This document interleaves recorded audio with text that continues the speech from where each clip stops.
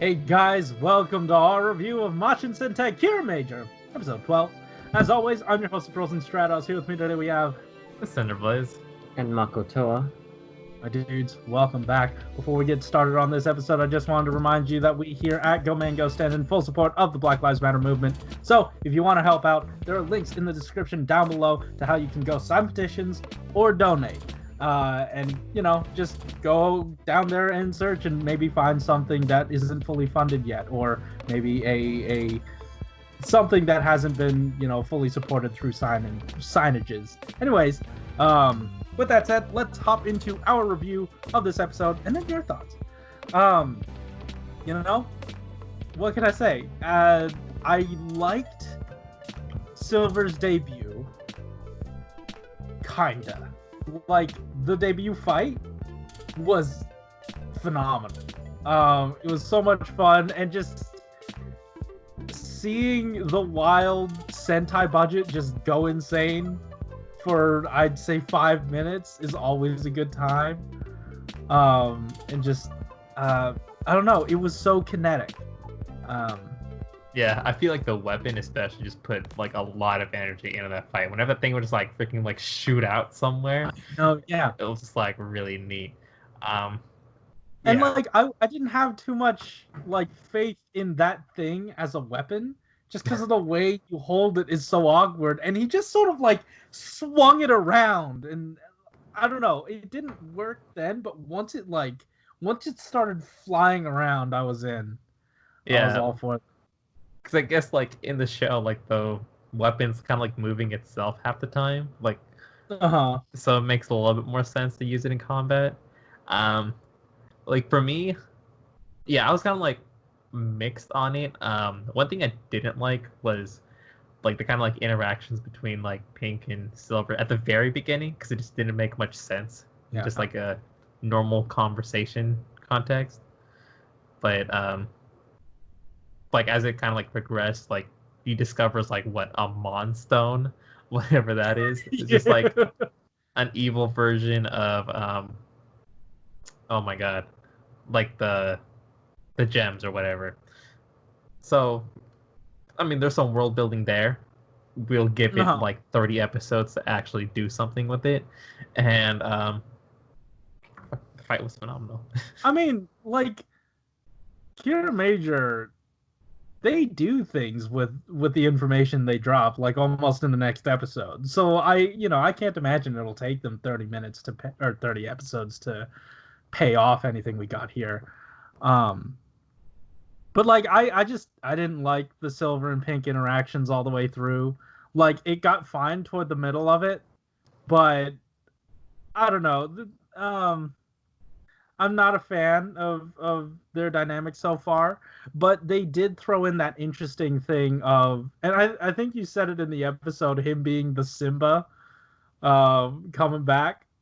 Oh yeah. It's like, yeah, because he basically left Crystalia in its time of need. I thought that was interesting.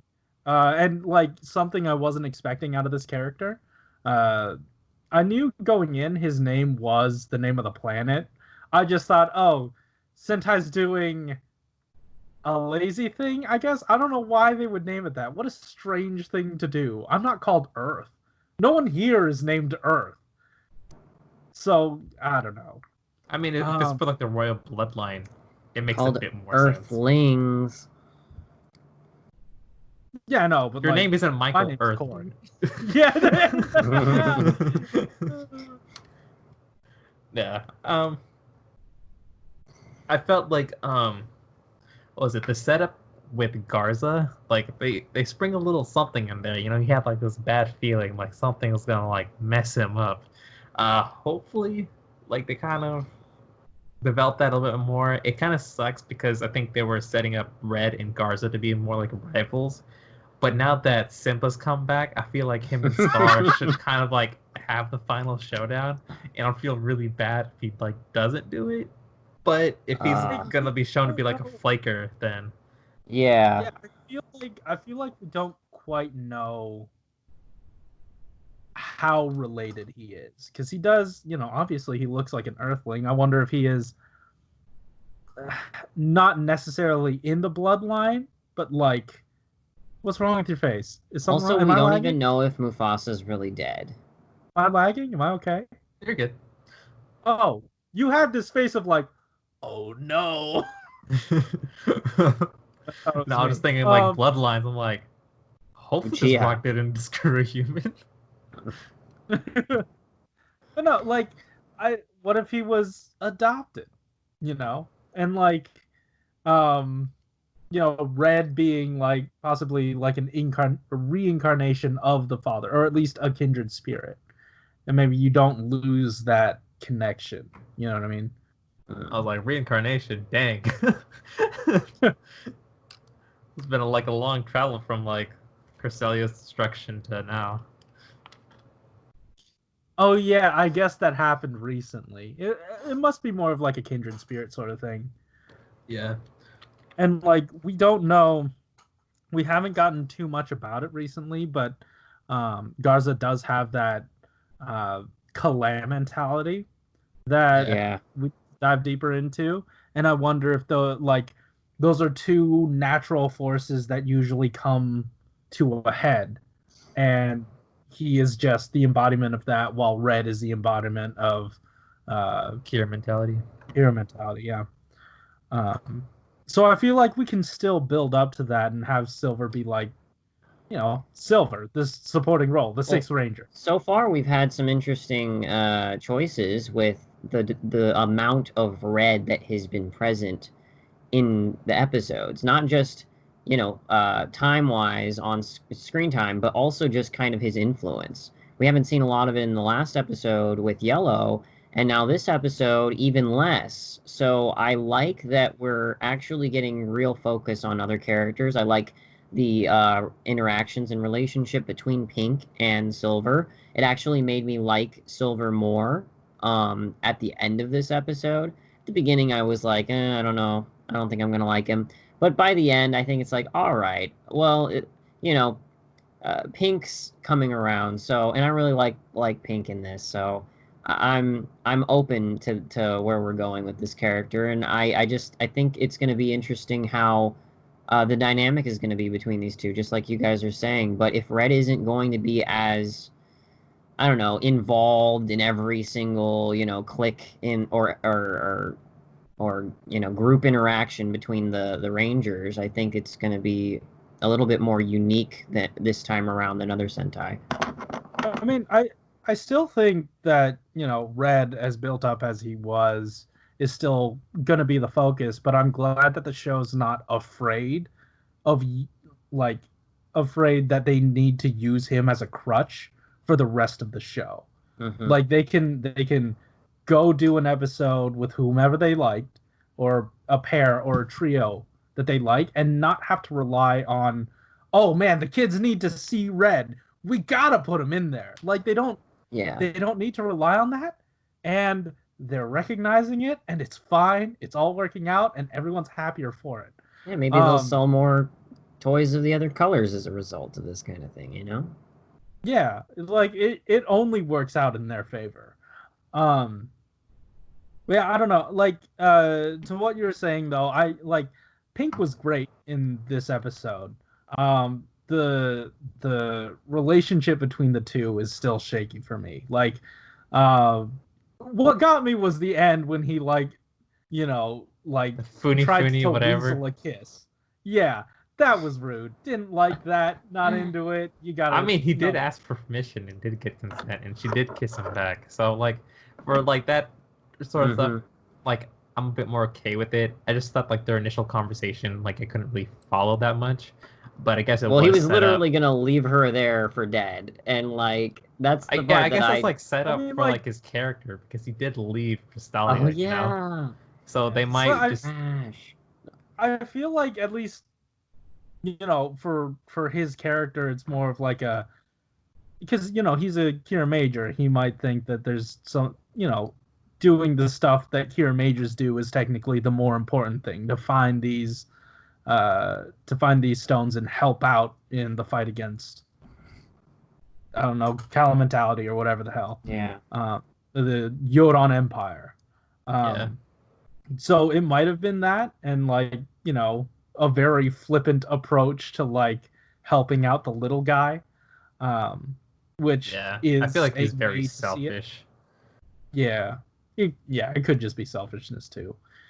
Um, yeah, overall enjoyable. I did like how they deployed Sky Mage like just as a unit and picked her up. I thought that was neat. Like, you don't need to launch all the mecha. You shot off the flying ones. That was really cool. We also don't know why his presence masks the signature of Pink's Kira mentality or It just might Kira not have mentality. been his. It could have also been the Monstone that was also there.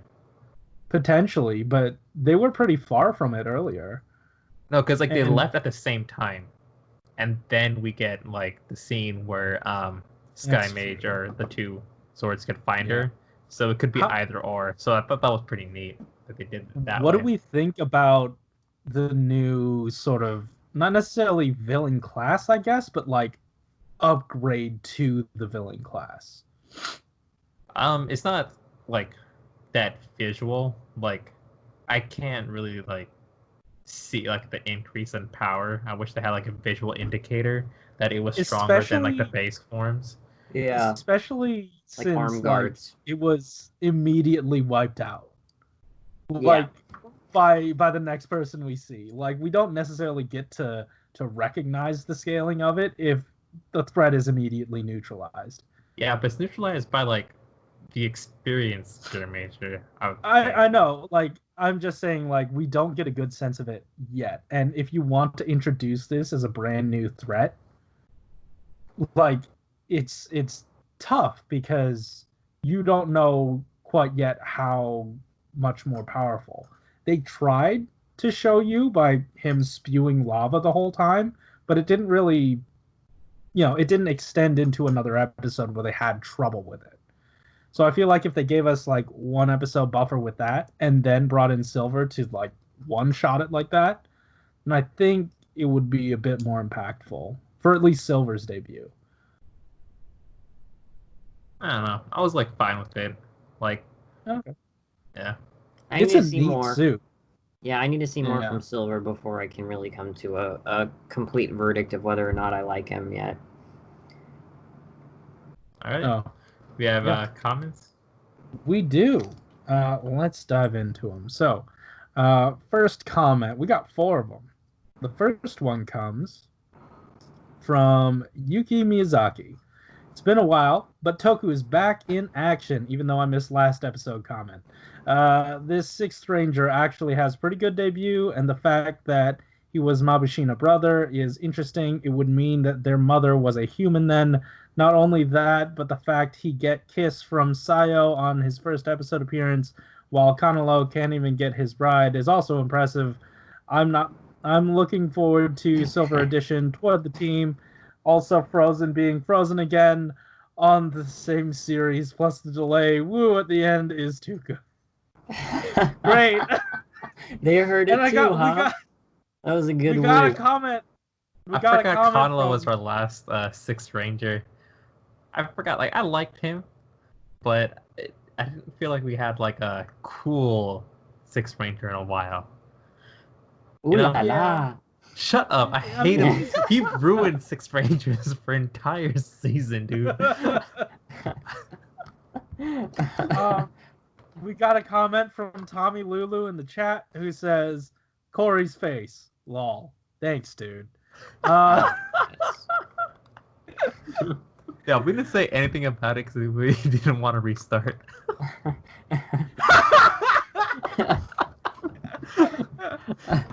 It was a problem evident really early. We're just like, nah. Oh man. You know what? I didn't even watch it. I didn't want to know how Yeah. bad it was. I just, I wanted to make sure everyone was able to get their comments in. I didn't want to think about it. Double the Unknown says, I like Silver so far, especially since I didn't know in advance that he was Mabashina's brother. Hopefully he doesn't become a walking caricature like most of the recent Sixth members. So far, he's brought a lot of promise at becoming an intriguing character. There were a lot of things that surprised me about him. And also, it's great that I can be surprised at Sentai, which is nice.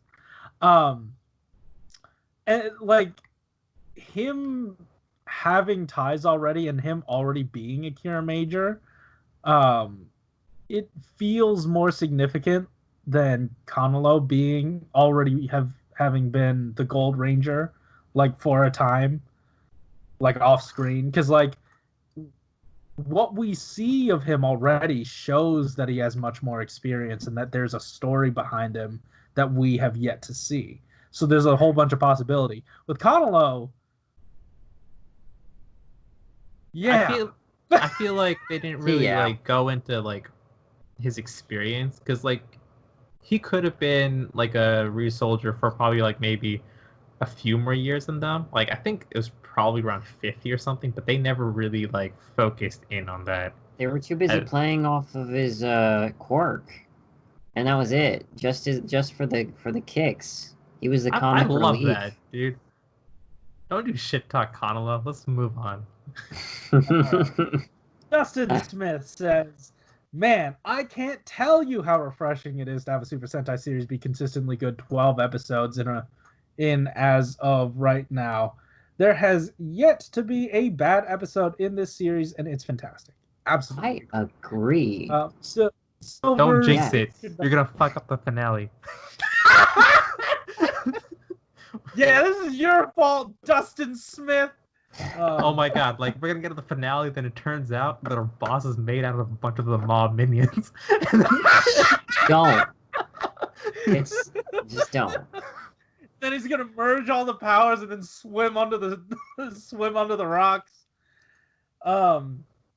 Silver's introduction was handled quite well, and the twist at the end where he's actually Mabashina's brother is certainly interesting. The only thing I'm wondering is if they'll explain why the daughter is a crystal being, but the son just looks like a human. We know that the dad's a crystal being, but what if there was once a mom that was a human, and that explains why the son just looks like a human being? I don't know that fully explains it, but okay. By the way, no spoiler for the second half of season 2 of Beast Morphers is amazing. Oh yeah, I mean, I already watched it. But yeah, good time. This is not the time for that, but it was good. I feel like it's great to be human.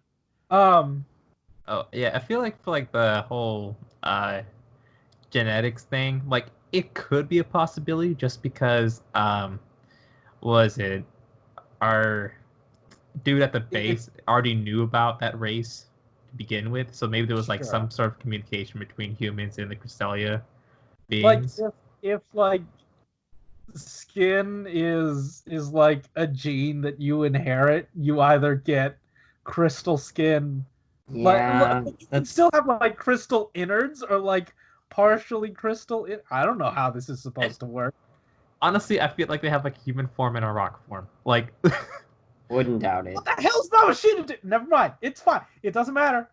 It genuinely doesn't matter. What if it's just like we have time to learn if there is an answer.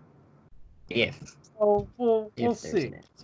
There is that interesting stuff between like, oh, they did that really cool shot of like Silver, like they framed Pen Pineapple Apple Pen's computer into half the shot. Silver walking toward the screen, as in like to the team, and then the dude walking out of it.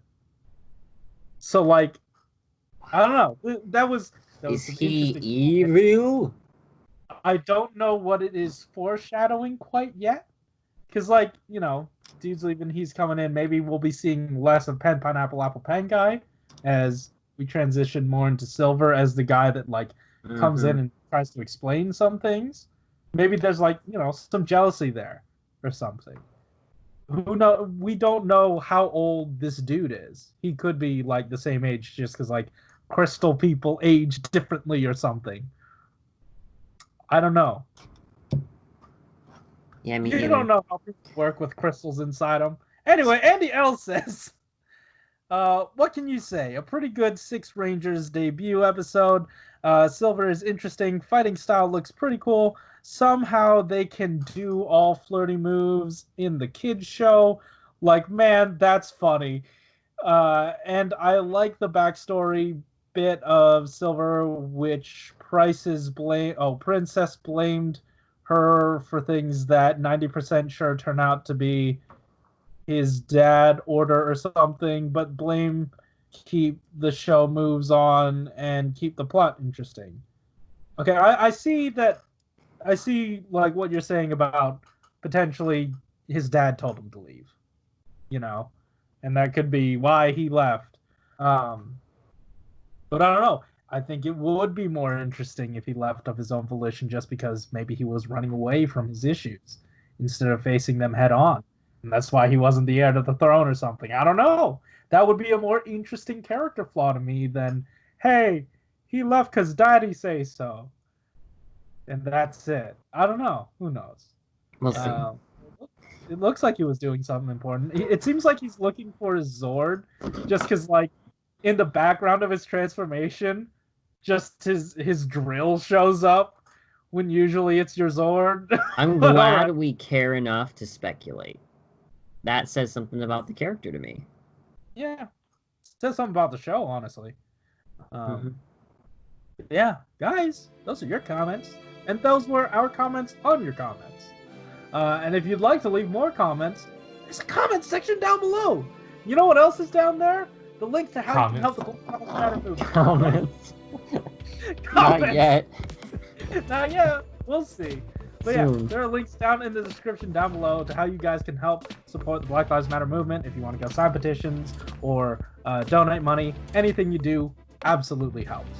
But yeah, guys, thanks for watching. Keep it juicy. See you. Later. My man, you were distracted at the beginning. I was trying to make a point, and then I see Michael just on his phone, looking down, and I was like, "What? Do we need to Sorry restart?" about that. No,